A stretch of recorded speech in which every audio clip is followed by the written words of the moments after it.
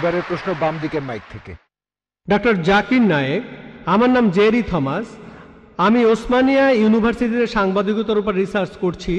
আমরা কয়েকজন বন্ধু মিলে একটা ওয়েবসাইট খুলেছি sakhiTime.com। আপনার কাছে আমার প্রশ্ন, 1 নাম্বার, আমি সবসময় জানতাম যে হাদিস ছাড়া কোরআন অসম্পূর্ণ। এখন আপনি অন্য ধর্মগ্রন্থের কথাও বললেন, আপনি বাইবেলের কথাও বললেন, কিন্তু বাইবেল বলছে যে যীশুখ্রিস্টকে বিশ্বাস করে না সে খ্রিস্ট বিরোধীদের দলে সামিল হয়। এটা একটা ভবিষ্যৎবাণী। আমি এমনও শুনেছি যে হাদিস বলছে যে মোহাম্মদ জাদুবিদ্যার সাহায্য নিয়েছিল। এখানে আপনার বক্তব্যটা কি? ভাই, আপনি প্রশ্ন করলেন আর আপনি বেশ কিছু মন্তব্য করলেন। আপনি বললেন যে আপনি জানেন যে হাদিস ছাড়া পবিত্র কোরআন অসম্পূর্ণ। এখানে আপনি অন্য ধর্মগ্রন্থের কথা শুনলেন, তার মানে উনার মতে বাইবেলের উদ্ধৃতি দিলে সে কথা মানতে হবে। আর বাইবেল বলছে যিশু বা ঈসা আলাইহিস সালামকে যে বিশ্বাস করবে না সে দোজখে যাবে, ইত্যাদি ইত্যাদি। এখানে আমার মন্তব্য কি? 1 নম্বর পয়েন্ট, হাদিস ছাড়া পবিত্র কোরআন অসম্পূর্ণ নয়। কোরআন একটা স্বয়ং সম্পূর্ণ বই। তবে কোরআনের কথাগুলো বুঝতে গেলে আপনাকে এগুলোর ব্যাখ্যা পড়ে দেখতে হবে। আর হাদিস হলো পবিত্র কোরআনের ব্যাখ্যা, যে কথাগুলো বলে গিয়েছেন নবীজি সাল্লাল্লাহু আলাইহি সাল্লাম। পবিত্র কোরআন একটা সম্পূর্ণ বই, আলহামদুলিল্লাহ স্বয়ং সম্পূর্ণ। তবে আপনি যদি সেগুলো আরো বিস্তারিতভাবে জানতে চান, তখন আপনি পড়বেন যে কথাগুলো বলে গিয়েছেন নবীজি মুহাম্মদ সাল্লাল্লাহু আলাইহি সাল্লাম। আমরা বলি সহিহ হাদিস। একটা কথা বলি, অন্যান্য ধর্মগ্রন্থের উদ্ধৃতি দিয়েছি, তার মানে এই না আমি মানি যে অন্যান্য ধর্মগ্রন্থ আল্লাহর বাণী। প্লিজ আমাকে ভুল বুঝবেন না। আমি এখানে কোরআনের কথা মতো কাজ করেছি। আল্লাহ পবিত্র কোরআনে বলেছেন, সূরা ইমরানের 64 নম্বর আয়াতে উল্লেখ করা হয়েছে, তাআলা ইলা কালিমাতিন সাওয়াইম বাইনানা ওয়া বাইনাকুম, এসো সেই কথায় যাহা আমাদের ও তোমাদের মধ্যে এক। আমি সাদৃশ্যের কথা বলছি। পবিত্র কোরআনের সূরা রাদের 38 নম্বর আয়াতে উল্লেখ করা হয়েছে, ওয়া লিকুল্লি কওমিন হাদ, প্রত্যেক যুগে আমি কিতাব নাজিল করেছি। আল্লাহ তাআলা অনেক কিতাব নাজিল করেছেন। পবিত্র কোরআনে 4টার নাম উল্লেখ করা হয়েছে, তাওরাত, জাবুর, ইনজিল এবং কোরআন। তাওরাত হলো সেই ওহী আসমানি কিতাব যেটা নাজিল হয়েছিল মুসা আলাইহিস সালামের উপর। জাবুর আরেকটা আসমানি কিতাব নাজিল হয়েছিল দাউদ আলাইহিস সালামের উপর। ইনজিল হলো সেই আসমানি কিতাব যেটা নাজিল হয়েছিল ঈসা আলাইহিস সালামের উপর। আর কোরআন হলো সর্বশেষ ও চূড়ান্ত আসমানি কিতাব, নাজিল হয়েছিল সর্বশেষ ও চূড়ান্ত নবী মুহাম্মদ সাল্লাল্লাহু আলাইহি সাল্লামের উপর। এখন আগের সবগুলো আসমানি কিতাব এসেছিল নির্দিষ্ট সম্প্রদায়ের মানুষের জন্য, আর সেই কিতাবের নির্দেশগুলো ছিল একটা নির্দিষ্ট সময়ের জন্য। তাই আল্লাহ তাআলা চাননি যে এই কিতাবগুলো অবিকৃত অবস্থায় থাকুক। কিন্তু কোরআন হলো সর্বশেষ আসমানি কিতাব। আল্লাহ কোরআনে বলেছেন, সূরা হিজরের 9 নম্বর আয়াতে উল্লেখ করা হয়েছে, আমি কোরআন অবতীর্ণ করেছি আর আমি সংরক্ষণ করে রাখব। কোরআন হলো একমাত্র ধর্মীয় গ্রন্থ পুরো পৃথিবীর মধ্যে যেটা এখনো অবিকৃত অবস্থায় আছে। শুধু আমি বলছি না, ধর্মের উপরে বিভিন্ন বিশেষজ্ঞরা বলছেন। তাদের একজন উইলিয়াম মুর, তিনি ইসলামের বিরুদ্ধে তীব্র সমালোচনা করতেন। তিনি খ্রিস্টান ছিলেন। 200 বছর আগে তিনি বলেছিলেন, আর কোনো ধর্মীয় গ্রন্থ নেই, আর কোনো ধর্মীয় গ্রন্থ নেই যেটা এখনো অবিকৃত অবস্থায় আছে 1200 বছরের বেশি সময় ধরে। এখন বললো 1400 বছরেরও বেশি। এই কোরআনের মতো তিনি খ্রিস্টান ছিলেন, ইসলাম ধর্মের তীব্র সমালোচক ছিলেন। তিনি সত্যি কথাটা স্বীকার করেছেন, কোরআন অবিকৃত অবস্থায় আছে। কিন্তু অন্যান্য সব ধর্মগ্রন্থ সেগুলোর কথা বদলে গেছে, এমনকি বাইবেলও। আমি বাইবেলকে আল্লাহ তাআলার বাণী বলে মানি না। আমরা মুসলিমরা বিশ্বাস করি সেই ওহীতে যেটা দেওয়া হয়েছিল ঈসা আলাইহিস সালামকে, ইনজিল। কিন্তু এখন আমরা যে বাইবেলটা দেখি, এই বইটা একটা মিশ্রণ। এখানে আল্লাহর বাণী থাকতে পারে, কোরআনের সাথে মিললে আমিও আপত্তি না করে মেনে নেব এটা আল্লাহর বাণী। এছাড়াও নবীদের বলা কথা আছে, এখানে ঐতিহাসিকদের বলা কথাও আছে। দুঃখের সাথে জানাচ্ছি, বাইবেলে পর্নোগ্রাফিও আছে। আমি উদ্ধৃতি দিতে পারবো না, আমি পারবো না। বাইবেলে আছে অনেক পরস্পর বিরোধী কথা, বৈজ্ঞানিক ভুল, গাণিতিক ভুল, সেগুলোর কথা এখানে বলছি না। আমি বিতর্ক করেছিলাম ডক্টর উইলিয়াম ক্যাম্বেলের সাথে। তিনি ইসলামের বিরুদ্ধে একটা বই লিখেছিলেন, Quran and Bible in the light of history and science. বলেছিলেন কোরআনে 30টা বৈজ্ঞানিক ভুল আছে। আমি আমেরিকায় গিয়েছিলাম। আমেরিকায় আমরা বিতর্ক করেছিলাম 2000 সালের 1 এপ্রিল, আর টপিক ছিল Quran and Bible in the light of science. তার সব অভিযোগের উত্তর আমি দিয়েছিলাম। তারপর আমি যখন বাইবেলের 38টা ভুলের কথা বললাম, তিনি সেগুলোর উত্তর দিতে পারেননি। পবিত্র কোরআনের সূরা বাকারার 79 নম্বর আয়াতে উল্লেখ করা হয়েছে, فويل للذين يكتبون الكتاب بأيديهم ثم يقولون هذا من عند الله ليشتروا به ثمنا قليلا فويل لهم مما كتبت أيديهم ويل لهم مما يكسبون। দুর্ভোগ তাদের যারা নিজ হাতে কিতাব রচনা করে আর বলে এটা আল্লাহর ওহী। সমূল্য পাওয়ার জন্য তারা কথা বলে, যা লিখেছে সেজন্য শাস্তি তাদের, যা উপার্জন করেছে সেজন্য শাস্তি তাদের। তাই বর্তমানের বাইবেল, হয়তো জানেন এই বাইবেল শব্দটা এটা বাইবেলের মধ্যে কোথাও নেই। এটা এসেছে গ্রিক শব্দ বিবলস থেকে, অর্থাৎ অনেক বই মিলে একটা বই। আর বিশেষজ্ঞরা এখন বলেন এই বাইবেল লিখেছে অনেকজন লেখক, আমি বলছি না, খ্রিস্টান বিশেষজ্ঞরা। তাই বর্তমানের বাইবেলকে আমি আল্লাহর বাণী বলে মনে করি না। একইভাবে যদি জিজ্ঞেস করেন আমি বেদকে আল্লাহর বাণী বলে মনে করি কিনা, বৌদ্ধ ধর্মগ্রন্থগুলোকে আল্লাহর বাণী বলে মনে করি কিনা, পার্সি ধর্মগ্রন্থগুলোকে আল্লাহর বাণী বলে মানি কিনা, আমি এখন বলবো হতে পারে আল্লাহর বাণী, নাও হতে পারে আল্লাহর বাণী।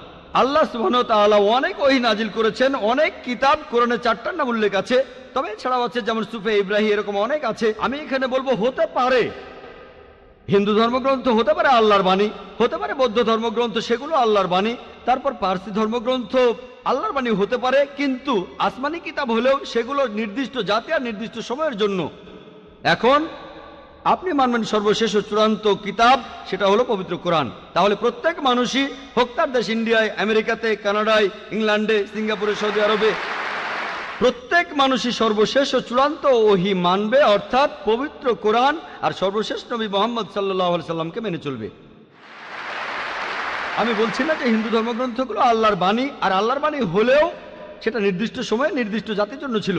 হিন্দু বিশেষজ্ঞরাও বলেন তাদের ধর্মগ্রন্থ পরিবর্তন হয়েছে, বৌদ্ধ বিশেষজ্ঞরাও বলেন তাদের ধর্মগ্রন্থ পরিবর্তন করা হয়েছে। প্রত্যেক ধর্মের বিশেষজ্ঞরাই, শুধু ইসলাম বাদে সবাই বলে যে তাদের ধর্মগ্রন্থে পরবর্তীতে কথা বদলানো হয়েছে, পরিবর্তন করা হয়েছে। তবে আমি যদি এখানে তর্কের খাতিরে মেনেও নেই এটা আল্লাহ তাআলার বাণী, যদি এমনটা হয় আর সেই ধর্মের অনুসারীরা তারা মানে এটা আল্লাহ তাআলার বাণী, তাহলে সেই ধর্মগ্রন্থ তাদের অক্ষরে অক্ষরে মানা উচিত। বৌদ্ধরা যদি মানে তাদের ধর্মগ্রন্থ আল্লাহ তাআলার বাণী, হিন্দুরা যদি মানে তাদের ধর্মগ্রন্থ আল্লাহ তাআলার বাণী, খ্রিস্টানরা যদি মানে তাদের ধর্মগ্রন্থ আল্লাহ তাআলার বাণী, তাহলে আপনাদের ধর্মগ্রন্থেই বলা হয়েছে আপনাদের মেনে চলতে হবে সর্বশেষ নবীর কথা, মুহাম্মদ সাল্লাল্লাহু আলাইহি সাল্লামের কথা। আপনি তো মনে করেন এটা আল্লাহ তাআলার বাণী, আমি মনে করি হতেও পারে আবার নাও হতে পারে। আপনি মনে করেন সেটাই আল্লাহ তাআলার বাণী, তাহলে আপনি সেটার কথা মেনে চলেন। সর্বশেষ আর চূড়ান্ত নবীকেও আপনি বিশ্বাস করেন।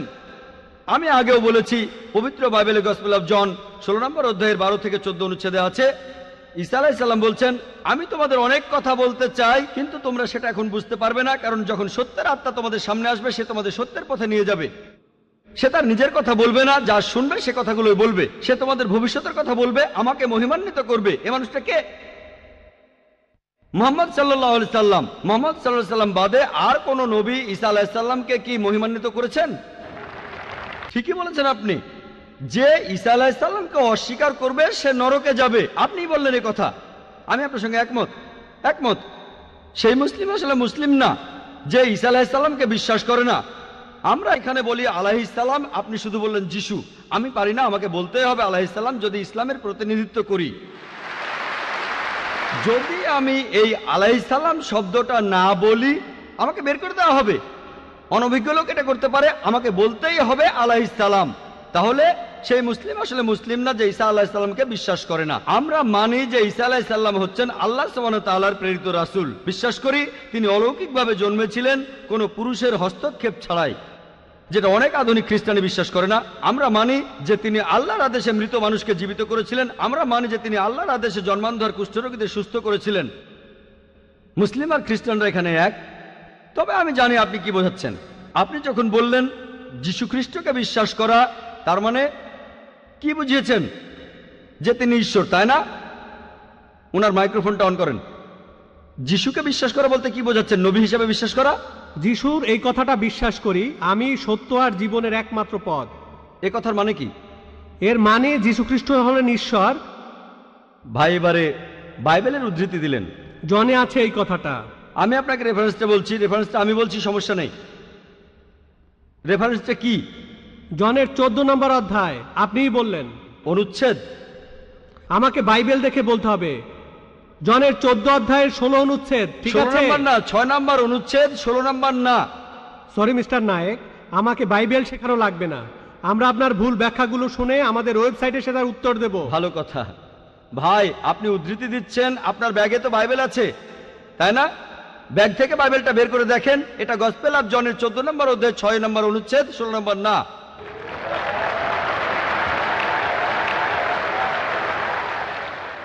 আর আপনি বললেন ঈসা মসীহ আলাইহিস সালাম তিনি বলেছেন যে তিনি ছিলেন ঈশ্বর। আপনার প্রশ্নতে পরে আসছি, প্রশ্নের উত্তরটা দেওয়ার আগে আমি একটা কথা বলে নিই। আমি বাইবেল পড়েছি, গোটা বাইবেলের মধ্যে পরিষ্কারভাবে বলা এমন একটা কথাও নেই যেখানে যিশু বা ঈসা আলাইহিস সালাম নিজে বলেছেন আমি ঈশ্বর আর আমার উপাসনা করো। যদি কোনো খ্রিস্টান আমাকে দেখাতে পারেন গোটা বাইবেলের মধ্যে পরিষ্কারভাবে বলা মাত্র একটি কথা যে ঈসা আলাইহিস সালাম নিজেই বলেছেন যে আমি ঈশ্বর আর আমার উপাসনা করো, তাহলে আমি ডক্টর জাকির নায়েক আজকেই খ্রিস্টান ধর্ম গ্রহণ করব। আমি অন্য মুসলিম ভাইদের পক্ষ থেকে এই কথা বলছি না, আমি আমার মাথাটা তরবারির তলে রাখছি। আমি বিভিন্ন ধর্মের উপর একজন ছাত্র। আপনি বাইবেল পড়েছেন আর আমিও পড়েছি বাইবেল।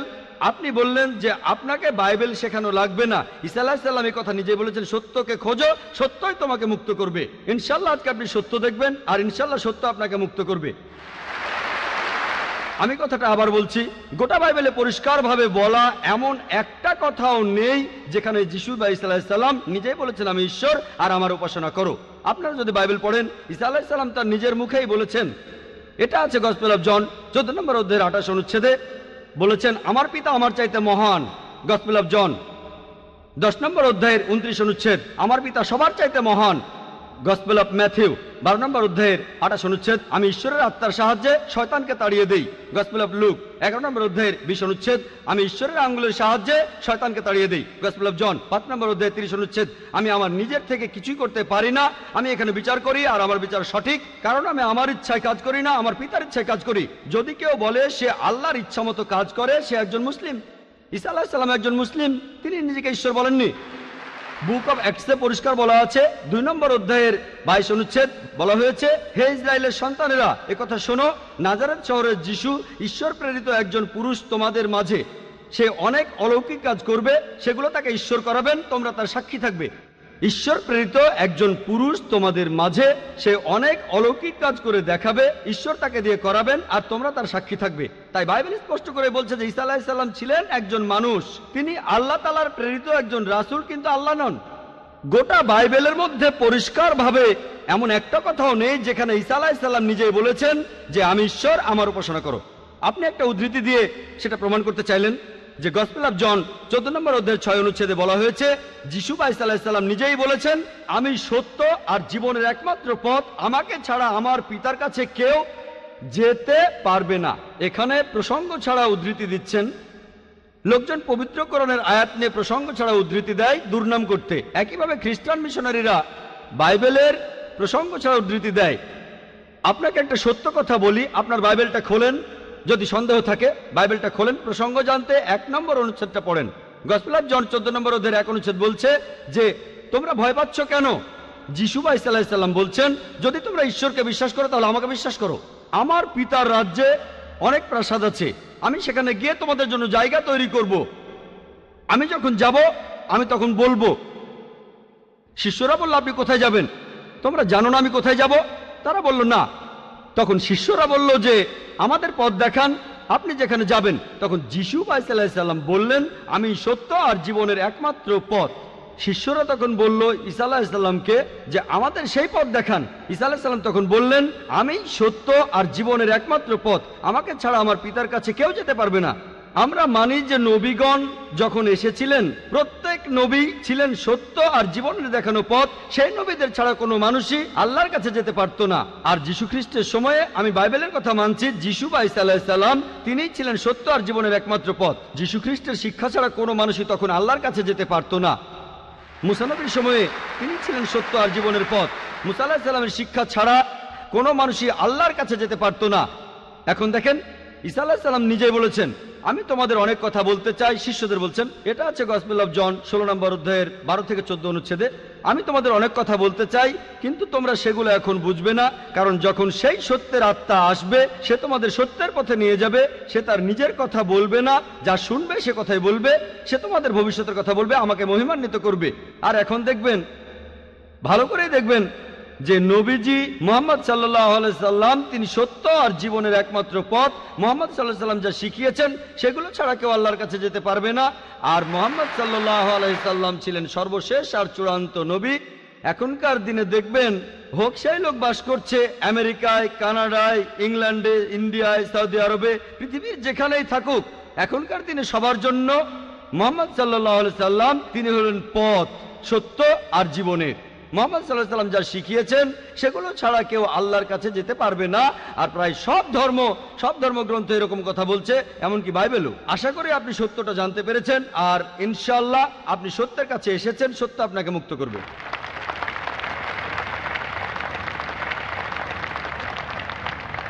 এবারের প্রশ্ন মহিলাদের মধ্য থেকে। কোনো অমুসলিম বোন প্রশ্ন করতে চাইলে তিনি মাইকের সামনে এসে প্রশ্ন করতে পারেন। গুড ইভিনিং স্যার, আমি পেশায় একজন শিক্ষিকা। এছাড়াও আমি ইসলাম ও অন্যান্য ধর্ম নিয়ে রিসার্চ করি।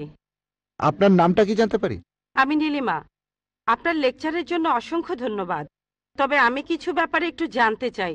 যেমন আপনি ভবিষ্যৎ পুরাণের কথা বললেন, 3য় খণ্ডের 3য় অধ্যায় 5 থেকে 8 নম্বর শ্লোক।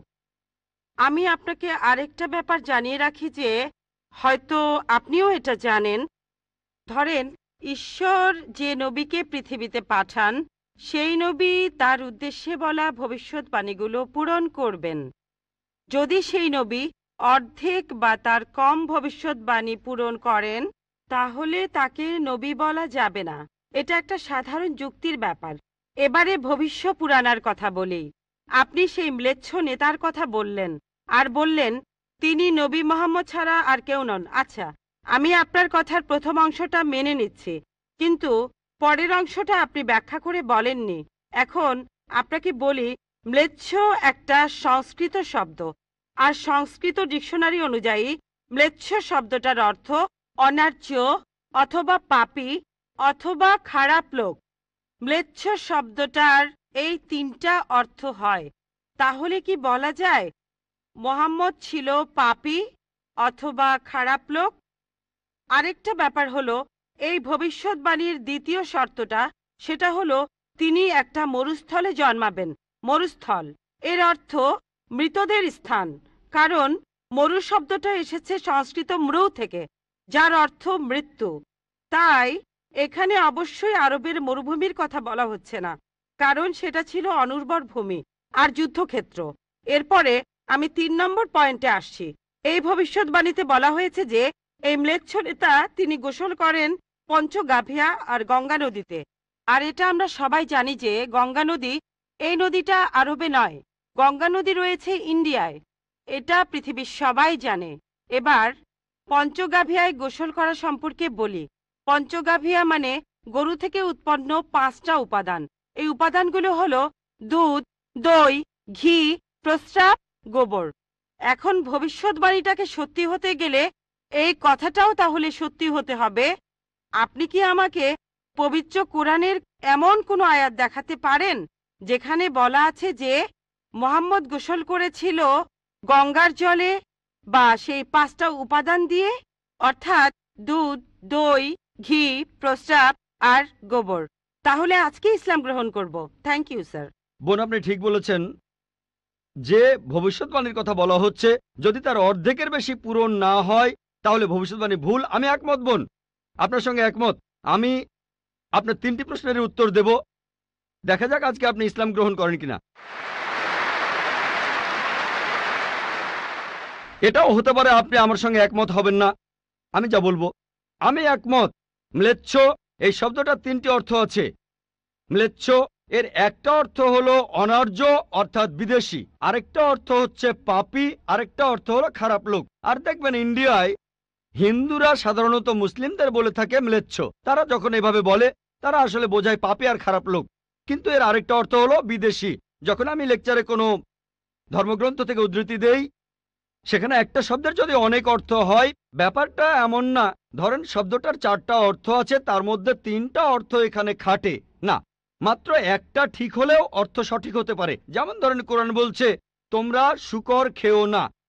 আজকে যদি ডিকশনারি খোলেন, এই শূকর শব্দটার একটা অর্থ হলো পুলিশ, অর্থাৎ পুলিশ অফিসার, তাহলে একটা অর্থ শূকর, আরেকটা অর্থ পুলিশ অফিসার। তবে কোরআন বাইবেল এটা বোঝায়নি। বাইবেলে বুক অব লেভিটিকাস 11 অধ্যায় 7 থেকে 8 অনুচ্ছেদে আছে, বুক অব ডিউটেরোনমি 14 অধ্যায়ের 8 অনুচ্ছেদে আছে, বুক অব আইজায়া 65 অধ্যায়ের 2 থেকে 5 অনুচ্ছেদে আছে, বলা হয়েছে তোমরা শূকর খেও না, কিন্তু পুলিশকে বোঝায়নি বাইবেল। যদি আপনি বিভিন্ন ধর্মের ছাত্রী হয়ে থাকেন, যদি 10টা অর্থ থাকে সেখানে একটা অর্থও খাটে, দেখতে হবে সেটা সঠিক কিনা। 2টো সঠিক হতে পারে, 3টা সঠিক হতে পারে, সবগুলো সঠিক হতে পারে, কিন্তু যদি মাত্র একটা অর্থ সঠিক হয় এতেও ভবিষ্যৎবাণীটা ফলে যেতে পারে। আমি আপনার সঙ্গে একমত যে ম্লেচ্ছ এর একটা অর্থ অনার্য, ইন্ডিয়ানদের দিক থেকে একজন বিদেশি। আর আমি আমার লেকচারে তখন বলেছিলাম ম্লেচ্ছ শব্দের অর্থ হচ্ছে বিদেশি। আর আপনি ভুল পথে গিয়ে বলছেন এখানে ম্লেচ্ছ মানে হচ্ছে পাপী। আপনি আসলে এখানে ভুল বুঝেছেন বোন। যদি আপনি বলেন কোরআন আর বাইবেল বলছে পুলিশদের খেও না, তার মানে আপনি বিভিন্ন ধর্মের উপর ছাত্রী নন, আপনি তাহলে এক পেশে। একটা অর্থে যদি ভবিষ্যৎবাণীটা পূরণ হয়। আরেকটা কথা, যদি সন্দেহ থাকে, আমি আরো 10টা পয়েন্টের কথা বলেছি, সবগুলোকে খণ্ডন করতে পারবেন না। আরেকটা বললেন মরুস্থল, এটার একটা অর্থ আমিও একমত, মৃতদের স্থান। তবে সংস্কৃতিতে মরুস্থল শব্দটার আরেকটা অর্থ হচ্ছে বালুময় স্থান। আপনি আজকে ডিকশনারি চেক করেন, সেখানে দেখবেন আমাদের ইসলামিক রিসার্চ ফাউন্ডেশনে এখানে সংস্কৃত ডিকশনারিও আছে। আমি বিভিন্ন ধর্মের উপর ছাত্র, এটা মানছি যে একটা অর্থ হচ্ছে মৃতদের স্থান, আরেকটা অর্থ হচ্ছে বালুময় স্থান, কিন্তু ভুল অর্থটা আপনি নিচ্ছেন কেন? তাহলে তো আপনি ভুল পথে চলে যাবেন। যদি পারমুটেশন আর কম্বিনেশনগুলো দেখেন, অন্য যে পয়েন্টগুলো বলেছি সেগুলো পুরোপুরি সঠিক। এখানে আপনাকে সঠিক উত্তরটা বেছে নিতে হবে। তাহলে মরুস্থল শব্দটার একটা অর্থ হলো বালুময় স্থান বা মরুভূমি। আপনার তৃতীয় প্রশ্নতে আসি, আপনি ইসলাম গ্রহণ করবেন ইনশাল্লাহ। তৃতীয় প্রশ্নটা, আমি যে ভবিষ্যৎবাণীটার কথা বলেছি যে নবী মোহাম্মদ সাল্লাল্লাহু আলাইহি সাল্লাম পঞ্চগর্ভে গোসল করেছিলেন গঙ্গা নদীতে, এখানে বুঝে নিতে হবে যখন আমরা বলছি যে হিন্দুদের রীতি অনুযায়ী যে কেউ পঞ্চগর্ভে বা গঙ্গায় গোসল করবে তার অর্থ বিশুদ্ধ হবে। একটা অর্থ শারীরিকভাবে গঙ্গায় ডুব দিলেন, আমারও মনে হয় না নবীজি ইন্ডিয়ায় এসে গঙ্গায় ডুব দিয়েছিলেন। আরেকটা অর্থ বিশুদ্ধ হওয়া, তখন ব্যাখ্যা করিনি কারণ লেকচারটাই অনেক লম্বা ছিল। এই টপিকটা নিয়ে আমি সারাদিন কথা বলতে পারি, আমি এখানে খুব বিস্তারিত বলিনি। আমি প্রত্যেকটা ভবিষ্যৎবাণী নিয়েই আরো কয়েক মিনিট বলতে পারি, সব মিলিয়ে ঘন্টাখানিক বলতে পারবো। এখানে পঞ্চগর্ভে গোসল করা মানে হচ্ছে বিশুদ্ধ হওয়া। এখানে প্রসঙ্গটা বুঝতে হবে, শারীরিকভাবে গোসল করার অর্থ এখানে বলা হয়নি। আর আপনি গঙ্গার পানিতে ডুব দিলেই বিশুদ্ধ হয়ে যাবেন এমন কোনো নিশ্চয়তা নেই, বিশুদ্ধ না হওয়ার সম্ভাবনাই বেশি। এটা হচ্ছে হিন্দুদের রীতি অনুযায়ী বলা।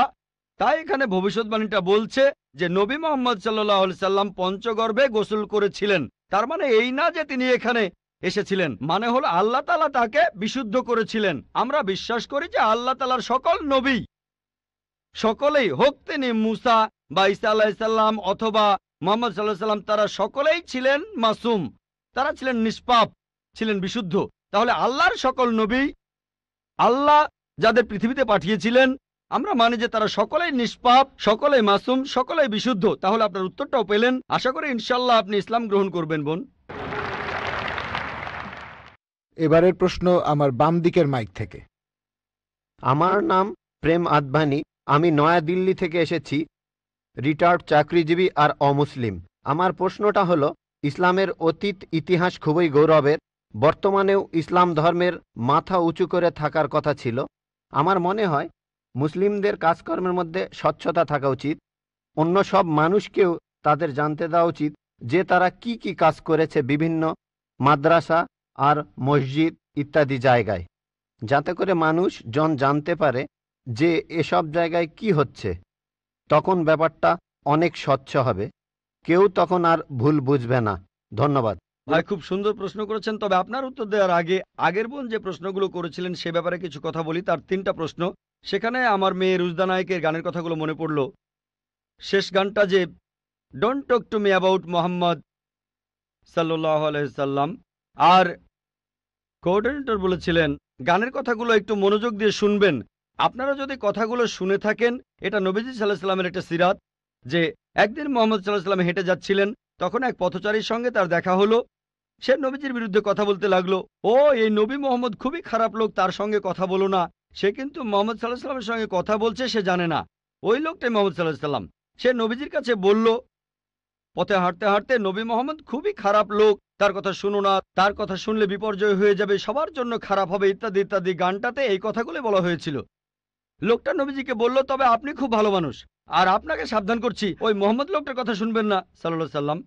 সে ভণ্ড, নাউজুবিল্লাহ, সে খুব খারাপ মানুষ, নাউজুবিল্লাহ। এরকম আরো অনেক কথা। তবে নবীজিকে বলল, আপনি খুব ভালো মানুষ, আপনি দয়ালু, আপনি পরোপকারী, আপনার নামটা জানতে পারি? নাম শুনে বলল, কি? আপনি কি বললেন?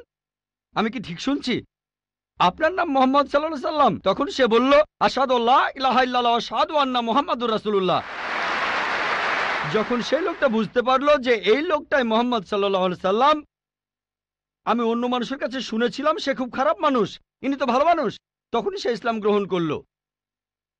তাই আমার প্রিয় বোন, উনি একটু আগে যখন প্রশ্নগুলো করেছিলেন, তখন আমার মেয়ের গানের কথাগুলো মনে পড়েছিল। নবীজি সাল্লাল্লাহু আলাইহি সাল্লামের সেই সিরাতটা, যেখানে এক পথচারী নবীজির কাছে এই নবীজি সম্পর্কে বদনাম করছিল, তবে তখনই সত্যিটা জানার পর সেই লোক শাহাদা উচ্চারণ করেছিল। আশা করি ইনশাল্লাহ আমাদের বোনও শাহাদা দেবেন, আর আমি দোয়া করি আল্লাহ যেন তাকে হেদায়েত দান করেন। ভাই, আপনি খুব সুন্দর প্রশ্ন করেছেন। আর বললেন যে ইসলামের অতীত ইতিহাস খুবই গৌরবের। তারপর বলছেন স্বচ্ছতা থাকার প্রয়োজন আছে, বিশেষ করে মাদ্রাসাগুলোতে। কে আপত্তি করবে? আমি একমত ভাই, আমি সম্পূর্ণ একমত। কে বলছে যে স্বচ্ছতা থাকবে না? শুধু স্বচ্ছতায় নয়, আমি চাই অমুসলিম ছাত্রছাত্রীরা মাদ্রাসায় লেখাপড়া করুক। আমি এটাও জানি ভাই, আমি জানি আপনি এখানে মিডিয়ার কথাগুলো বলছেন, যে মিডিয়া বলছে যে মাদ্রাসাগুলো হলো সন্ত্রাসবাদের আখড়া। মিডিয়া বলছে, আপনি না, মিডিয়া। মাদ্রাসা আরবি শব্দটার অর্থ যেখানে শিক্ষা দেওয়া হয়, আরেকটা বিশ্ববিদ্যালয়ের মতো। স্কুল বলতে পারেন, কলেজ বলতে পারেন, ইউনিভার্সিটিও বলতে পারেন। তবে মিডিয়া মাদ্রাসাগুলোকে এমনভাবে তুলে ধরে, যদি কোনো মাদ্রাসায় যান আপনি সন্ত্রাসী হয়ে যাবেন। মিডিয়া বলে আপনি না। একটা প্রশ্ন করি, এই পৃথিবীর ইতিহাসে যে লোকটা সবচেয়ে বেশি মানুষ হত্যা করেছে সে হিটলার। সে পড়েছিল কোন মাদ্রাসায়? কোন মাদ্রাসা? হিটলার কোন মাদ্রাসার ছাত্র?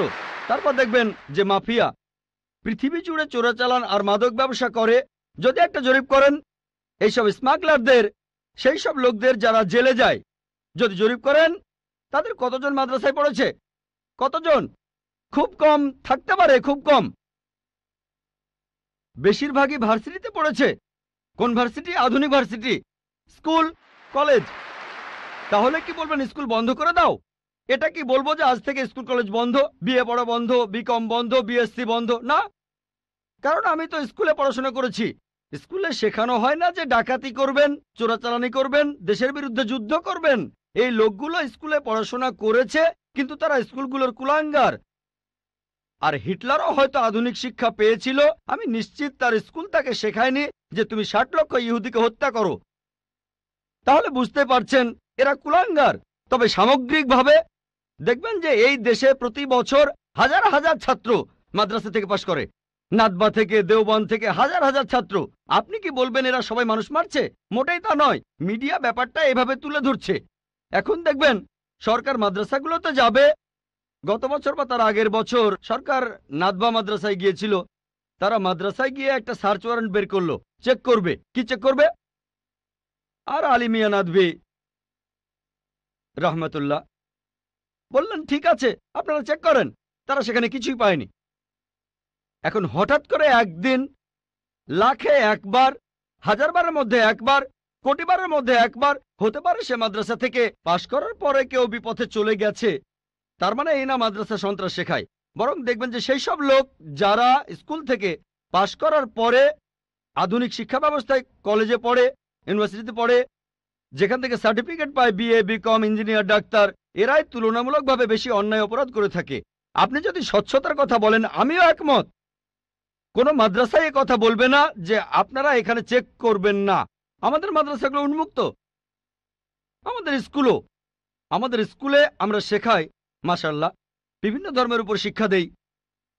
আমার ছাত্ররা আমার স্কুলের তারা সাধারণ হিন্দুদের চাইতে হিন্দু ধর্ম সম্পর্কে বেশি জানে, খ্রিস্টান ধর্ম সম্পর্কে বেশি জানে সাধারণ খ্রিস্টানদের চাইতে, ইসলাম ধর্ম সম্পর্কে বেশি জানে সাধারণ মুসলিমদের চাইতে, কারণ এখানে সব ধর্মের উপর গুরুত্ব দেওয়া হয়। তাহলে ভাই আপনি যদি স্বচ্ছতার কথা বলেন আমি একমত, আপনার সঙ্গে আছি।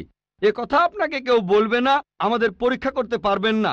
আসেন, তবে নিন্দা করবেন না, নেগেটিভ মেন্টালিটি নিয়ে আসবেন না, খোলা মনে আসেন।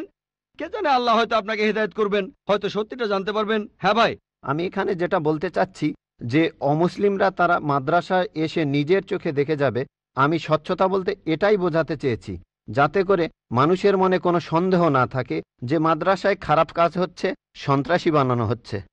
ভাই খুব সুন্দর প্রশ্ন করেছেন। মাদ্রাসাগুলোকে স্বচ্ছ বানাবো যাতে অমুসলিমরা এসে পড়তে পারে। ভাই প্রথমে আমন্ত্রণ জানাচ্ছি আপনাকে, আপনার ছেলে মেয়েদের আইআরএফে আসেন, আমি আপনাকে আমন্ত্রণ জানাচ্ছি। আর ইসলামিক রিসার্চ ফাউন্ডেশনে একটা লাইব্রেরি আছে, এই লাইব্রেরিটা গোটা ইন্ডিয়ার মধ্যে বিভিন্ন ধর্মগ্রন্থের সংগ্রহের দিক থেকে একটা প্রথম শ্রেণীর লাইব্রেরি। আমাদের লাইব্রেরিতে 200-রও বেশি আলাদা আলাদা বাইবেল আছে, বাইবেলের 50টা এডিশন আছে, শুধু ভগবদ গীতার অনুবাদে আছে 50টা, বেদের অনেকগুলো অনুবাদ আছে, ঋগ্বেদ, যজুর্বেদ, অথর্ববেদ। হয়তো সরকারি লাইব্রেরিতেও এতগুলো বই পাবেন না, হতে পারে আপনার ধর্মীয় প্রতিষ্ঠানের লাইব্রেরিতেও এই বইগুলো পাবেন না। আমরা উৎসাহ দেই, পড়েন আর সত্যের পথে আসেন। আর অন্যদের কথা বাদ দেন, আমি আমন্ত্রণ জানাচ্ছি আপনাকে, আপনার ছেলে মেয়েদের, আপনাদের প্লেনের টিকিটটাও দিয়ে দেব ফ্রি। আইআরএফে আসেন, আপনাকে আমরা স্বাগত জানাবো। পড়েন, তাহলে সত্যটা জানতে পারবো একসাথে ইনশাল্লাহ। মাইক্রোফোনটা কি অন করবেন ভাই? আপনাকে অনেক ধন্যবাদ, আমার কথাগুলো আপনি খোলা মনে গ্রহণ করেছেন। আমি চেষ্টা করব যাতে আপনার আমন্ত্রণটা রাখতে পারি। জি, ঠিকানাটা দিয়ে যান, প্লেনের টিকিট পাঠিয়ে দেবো ইনশাল্লাহ। এবারে প্রশ্ন করা হচ্ছে মহিলাদের মধ্য থেকে। কোনো অমুসলিম বোন মাইকের সামনে এসে প্রশ্ন করবেন প্লিজ। আদাব ডক্টর জাকির নায়েক স্যার, আমার নাম ভেঙ্কটামা। আমি গত কয়েক বছর ধরে এক মুসলিম মহিলার সাথে আছি। আমার প্রশ্নটা হলো, সবাই বলে কোনো ধর্মই খারাপ কথা বলে না, কিন্তু মুসলিমরা কেন অন্য ধর্মের লোকদের ইসলাম গ্রহণ করতে বলে?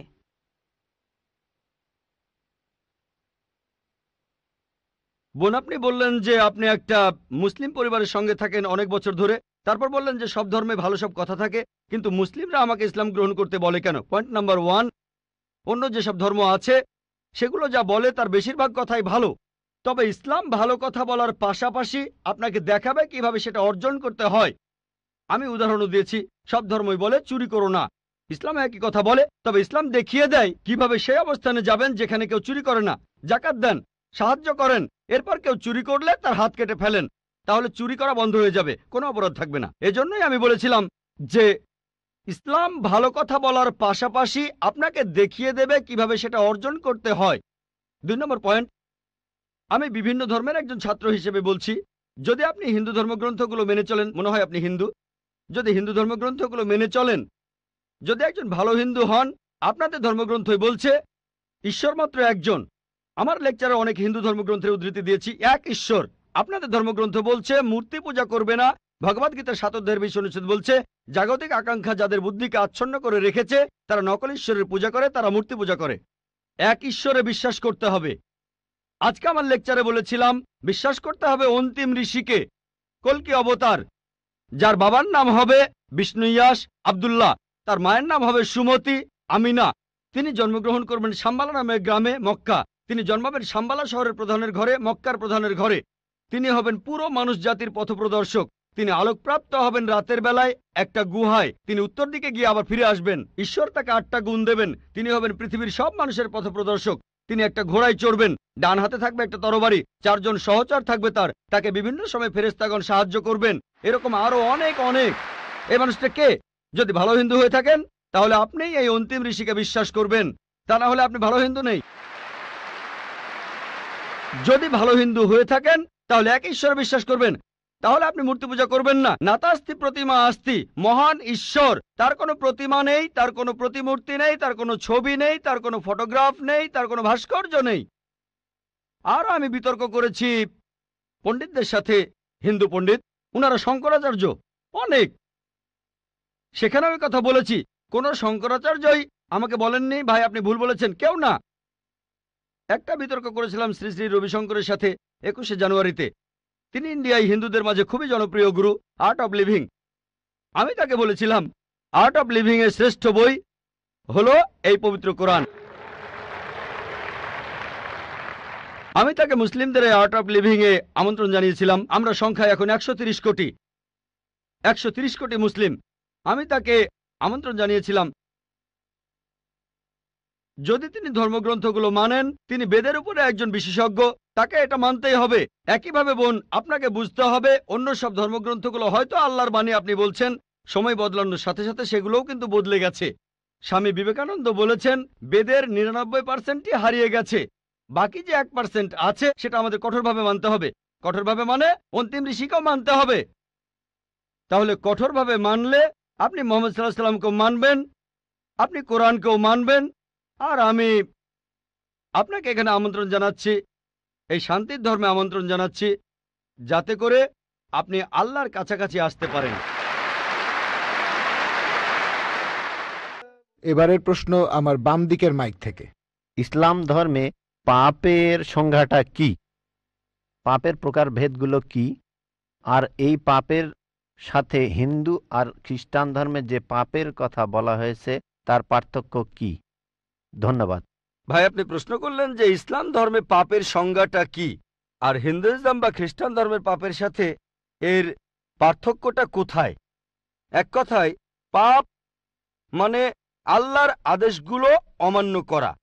আল্লাহ আমাদের নির্দেশ দিয়েছেন, যদি তার বিরুদ্ধে যান সেটাই পাপ। যেমন ধরেন আল্লাহ তাআলা বলেছেন তোমরা প্রার্থনা করো, যদি প্রার্থনা না করেন তাহলে পাপ করছেন।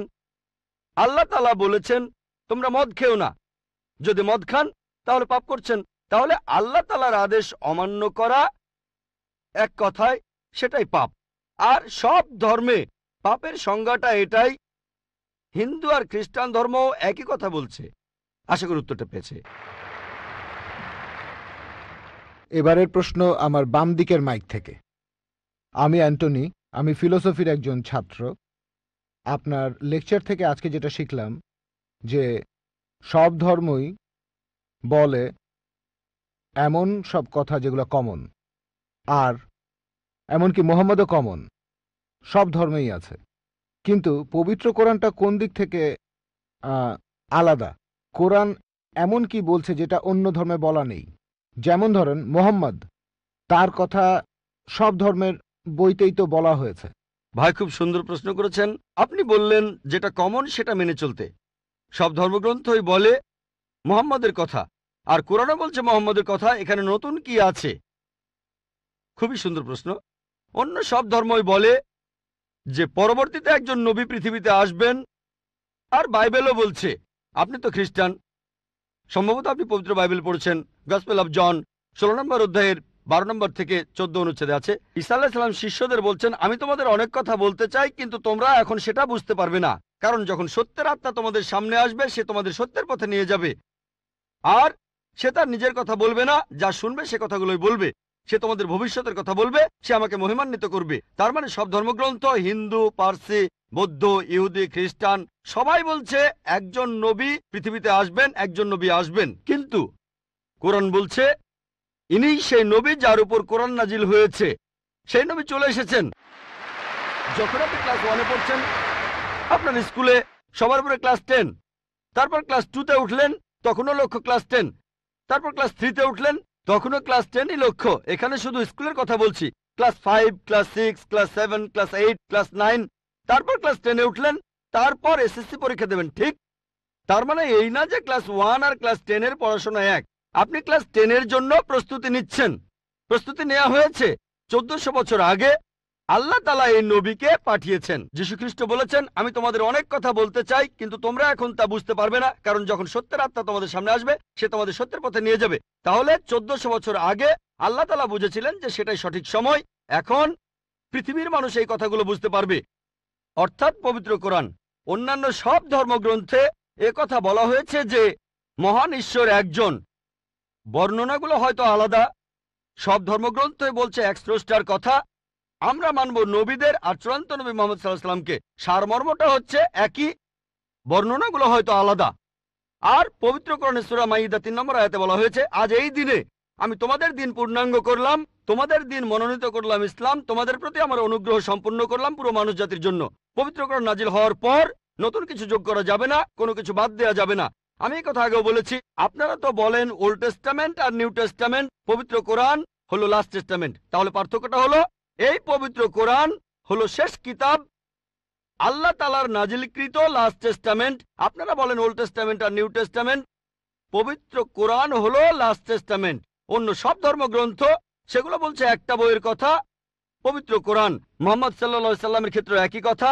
অন্য ধর্মগ্রন্থ বলে যে নবী মুহাম্মদ আসবেন। ইসলাম আমাদের শেখায় আল্লাহ নবীর কাছে যে কিতাব নাজিল করেছেন আর আমাদের নবীজির হাদিসের মাধ্যমে, এটাই হলো চূড়ান্ত ধর্ম পুরো মানুষ জাতির জন্য। আদম আলাইহিস সালাম থেকে প্রথম মানুষটা থেকে শেষ দিন পর্যন্ত এখনো আছে, শেষ পর্যন্ত থাকবে।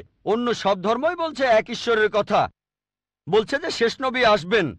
আপনাকে এটা মানতে হবে, এটা মানতে হবে, প্রয়োগ করতে হবে, তাহলে সত্যিকারের খ্রিস্টান হতে পারবেন। সেজন্য আমি বলি ইসলাম আর খ্রিস্টান ধর্মের সাদৃশ্যের উপর আমি একটা লেকচার দিয়েছিলাম, সেখানে প্রমাণ করেছি যে মুসলিমরা আমরা খ্রিস্টানদের চাইতে অনেক বেশি খ্রিস্টান। খেয়াল করে দেখবেন আমরা যীশু খ্রিস্টকে সাধারণ খ্রিস্টানদের চাইতে অনেক বেশি মানি। আমার ভিডিও ক্যাসেট দেখতে পারেন, ইসলাম ও খ্রিস্টান ধর্মের সাদৃশ্য। এবারের প্রশ্ন আমার বাম দিকের মাইক থেকে। স্যার, আমার নাম এল রবিশঙ্কর শ্রীধর। আমি বর্তমানে বিইডি কলেজের প্রিন্সিপাল হিসেবে আছি। আমি অন্য ধর্মগ্রন্থগুলো পড়েছি, যেমন বাইবেল, কোরআন, হাদিস ইত্যাদি। এছাড়াও আমি মুসলমানদের নামাজ পড়ার নিয়মও শিখেছি। স্যার, একটা হাদিস বলা আছে, নবীজি সাল্লাল্লাহু আলাইহি সাল্লাম এক সিরিয়ানকে বলেছেন যে ধর্ম বদলানোর দরকার নেই, আর তুমি কালিমাও বলো না, তখন প্রয়োজন ছিল। তবে এখন দেখি যে পৃথিবী অনেক বদলে গেছে, আমাদের সামাজিক অবস্থান বদলেছে, এছাড়া আমাদের সমাজও বদলেছে। আর একটা ব্যাপার জানতে চাচ্ছি, এমন কি কোনো রকম ছাড় দেয়া আছে যদি কেউ ইসলাম পালন করতে চায়? আমরা জানি ইসলাম ধর্মের কিছু ব্যাপার ফিজিক্সের মাধ্যমে প্রমাণ করেছেন বিজ্ঞানী ক্যাপরা আর স্টিফেন হকিং, যেমন সময় আর বিশ্বজগৎ কিভাবে সৃষ্টি হলো। এখন আনাল হক, আমি খোদা, এই টাইপের ধারণার কোনো স্থান আছে? 5 ওয়াক্ত নামাজ পড়লাম, ধর্ম মানলাম, এরপর আমরা অন্য সময় কি বলতে পারি যে আনাল হক? এটা কি মানতে পারি? আর ভাই প্লিজ একবারে একটা প্রশ্ন করেন, হাতে সময় কম, এই প্রশ্নটার উত্তর দেই। প্রশ্ন করার জন্য অনেকে দাঁড়িয়ে আছেন। ভাই আপনি প্রশ্ন করলেন যে তিনি একটা হাদিস জানেন যেখানে নবীজি এক সিরিয়ানকে তার ধর্ম বদলাতে বারণ করলেন। বলেন।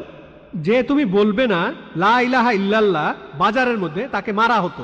ভাই আপনি বললেন যে নবীজি এক লোককে বাজারের মধ্যে লা ইলাহা ইল্লাল্লাহ বলতে বারণ করেছেন, না হলে তাকে মারা হতো। আমি জানি না আপনি কোন হাদিসের কথা বলছেন। একটা হাদিস বলছে জোরে আল্লাহু আকবার বলো না, লা ইলাহা ইল্লাল্লাহ না। এটা বলা হয়েছিল কারণ যুদ্ধের সময় তারা লুকিয়ে আছে আর শত্রু আসছে, তখন জোরে আল্লাহু আকবার বলো না, কারণ তাহলে শত্রুরা টের পেয়ে যাবে। বাজারের মধ্যে না, যুদ্ধের ময়দানে। আরেকটা হাদিস বলছে জোরে বলো যাতে অন্যান্য মুসলিমরা উৎসাহিত হয়, তাই পরিস্থিতির উপর নির্ভর করে।